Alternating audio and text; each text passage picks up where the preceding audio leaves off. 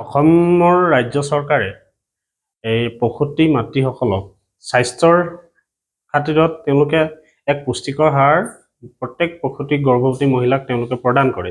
কিন্তু আজি মোৰ আত্মীয় মোৰ নিজৰ ভাইটিৰ বোৱাৰী আজি ভতিজা ল'ৰা এটা যোৱাকালি ৰাতি ইয়াতেই জন্ম হ'ল।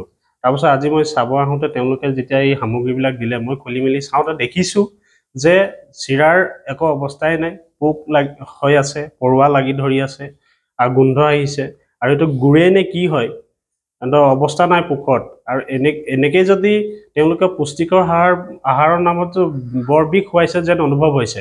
আৰু এনে কাৰ্যক আমি এই স্বাস্থ্য বিভাগক আৰু অসম চৰকাৰক ধিক্কাৰ জনাইছোঁ।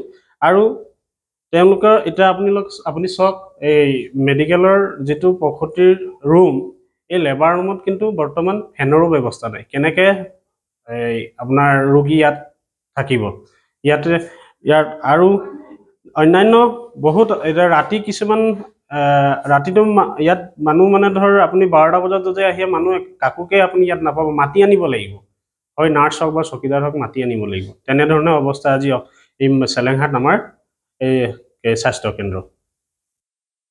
অসমৰ ৰাজ্য চৰকাৰে এই প্ৰসূতি মাতৃসকলক স্বাস্থ্যৰ খাতিৰত তেওঁলোকে এক পুষ্টিকৰ আহাৰ প্ৰত্যেক প্ৰসূতি গৰ্ভৱতী মহিলাক তেওঁলোকে প্ৰদান কৰে।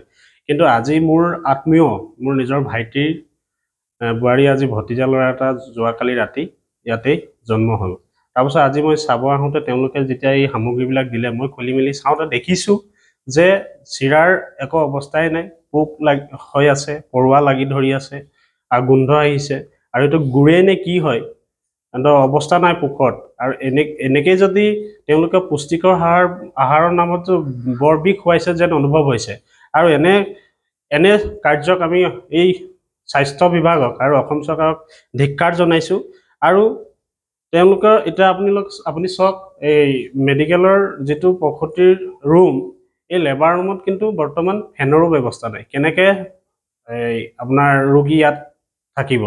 ইয়াত আৰু অন্যান্য বহুত এতিয়া ৰাতি কিছুমান ৰাতিটো ইয়াত মানুহ মানে ধৰ আপুনি 12টা বজাত যদি আহে মানুহ কাকোকে আপুনি ইয়াত নাপাব, মাতি আনিব লাগিব, হয় নাৰ্ছ হওক বা চকীদাৰ হওক মাতি আনিব লাগিব। তেনেধৰণৰ অৱস্থা আজি এই চেলেংহাট আমাৰ এই স্বাস্থ্য কেন্দ্ৰ।